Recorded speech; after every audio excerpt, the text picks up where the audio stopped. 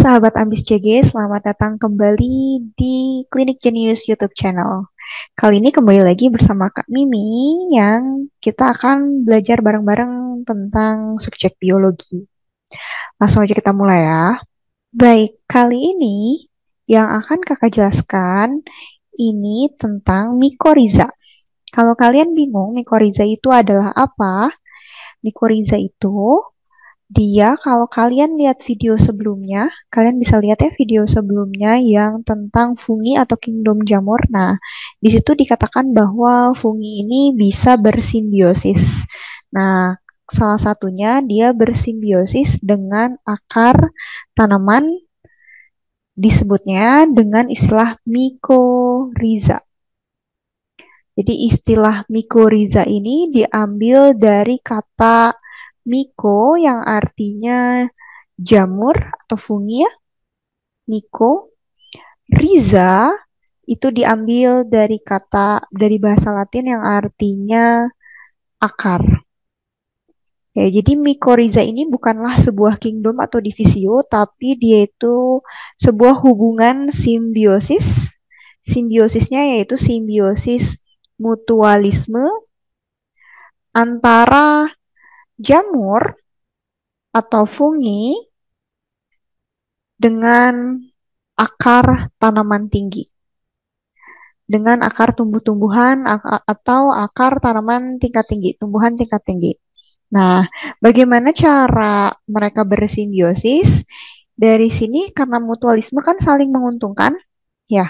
Simbion jamur, nanti jamur ini dia akan mendapatkan zat organik. Ya, jadi dia akan mendapatkan yang dia butuhkan ya, makanannya itu zat-zat organik dari akar tanaman yang akan melakukan fotosintesis, dan dia juga nanti akan melindungi akar tumbuhan tersebut. Ya, akan melindungi akar tumbuhan tersebut. Selain itu, selain ada simbion jamur, ada juga simbion akar tanaman tadi ya, akar tumbuh-tumbuhan. Nah, karena akar itu adalah bagian dari pohon atau bagian dari tumbuhan hijau, ya dia pasti akan melakukan fotosintesis. Nah, jadi nanti akar ini dia mendapat asupan air dan zat hara yang lebih banyak daripada tidak bersimbiosis dengan jamur. Gitu, dan biasanya akar tanaman ini nanti jadi lebih tahan terhadap penyakit. Ya, jadi dia nanti lebih tahan terhadap penyakit-penyakit yang disebabkan oleh bakteri nitrogen di tanah, dan dia juga biasanya lebih tahan dari kekeringan. Ya, kalau misalnya terjadi kekeringan atau salinitas tinggi di tanah, ya, dan salinitas itu kadar garam yang tinggi di tanah, salinitas. Nah, dia tanamannya tidak akan mati kalau bersimbiosis dengan jamur. Ya, seperti itu. Lalu kita lanjutkan, ada dua macam dari jenis simbiosis mikoriza ini. Kalau kalian lihat ya di sini, ya, jadi ada macam mikoriza itu bisa kita bagi berdasarkan di mana letak si jamur menginfeksi akar tanamannya. Ya, jadi ada dua, yaitu pertama ada ektomikoriza. Ekto itu artinya di bagian luar ya, exit. Nah, ada juga endomikoriza. Endo itu berarti di bagian dalam. Nah, untuk ektomikoriza di bagian luar ya, nanti dia ada membentuk yang namanya mantel. Membentuk mantel, dan yang untuk di bagian dalamnya di sela-sela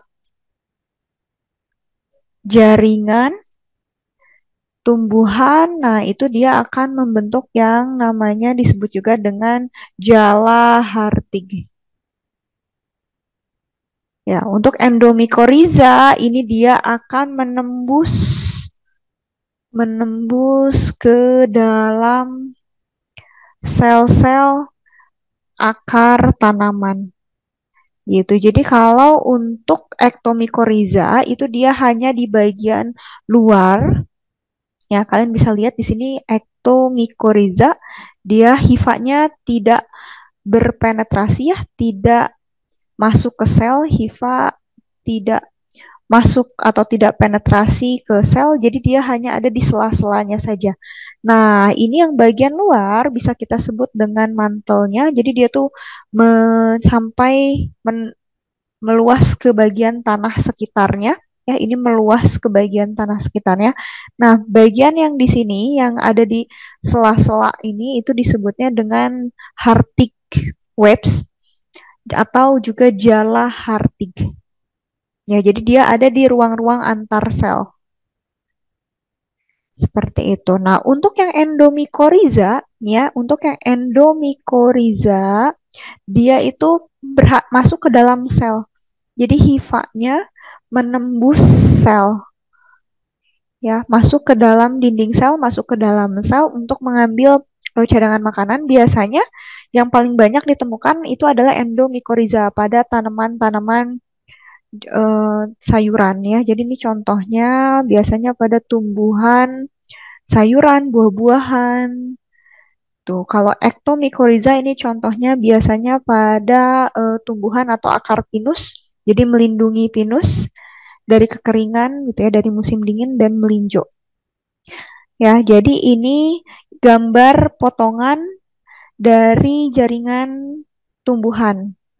Ya, ini adalah potongan tadi ya akar tumbuhan. Ya, untuk ektomikoriza ini dia paling banyak di bagian luar epidermis, epidermis dan sela-sela menuju korteks ya, di sela-sela antar sel korteks. Untuk endomikoriza ini dia masuk ke korteks ya, melewati sel-sel epidermis dan korteks ya, biasanya sampai ke endodermis ya. Tapi dia tidak bisa melewati endodermis ya, biasanya di endodermis itu ada pita Kaspari lebih lebih sulit untuk dimasuki. Nah, kurang lebih ini gambaran untuk yang endomikoriza. Ya, jadi ini hifa dari funginya, dari jamur, masuk ke dalam membentuk yang namanya arbuskula. Jadi kalau endomikoriza ini dia bisa membentuk yang disebutnya dengan arbuskula. Kalau tadi di ektomikoriza dia membentuknya jala hartik, kalau di sini membentuk arbuskula. Nah, arbuskula ini yang kalian kenal dengan haustorium. Haustorium. Kalau masih ingat ya, arbuskula ini disebut juga dengan haustoria atau haustorium. Itu adalah ujung hifa ya. Kalau haus kan menyerap air ya, ini ujung hifa yang menyerap zat organik.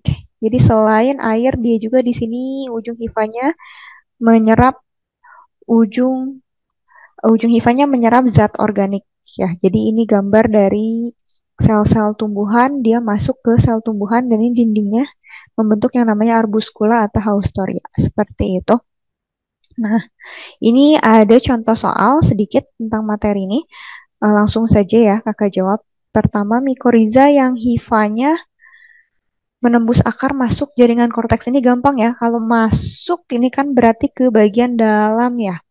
Nah, ekto atau endo? Iya, karena endo itu bagian dalam ya, pasti jawabannya endomikoriza. Jadi ini di dalam, kalau yang ekto itu di bagian luar ya, tidak masuk ke sel.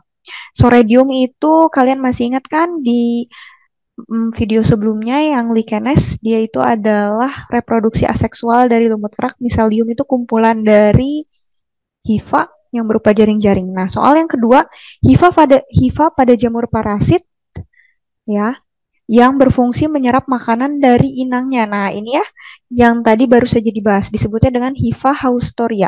Kumpulan dari haustoria boleh disebut dengan haustorium ya. Ujung hifa yang tadi menyerap air biasanya atau menyerap zat makanan dari inangnya. Oke, selesai ya kakak cukupkan sampai di sini dulu ya. Semoga bisa membantu kalian belajar di rumah. Sampai ketemu di video-video selanjutnya. Jangan lupa terus tonton video-video kita yang lain. Jangan lupa subscribe, like, komen, dan share. Sampai jumpa dan terima kasih.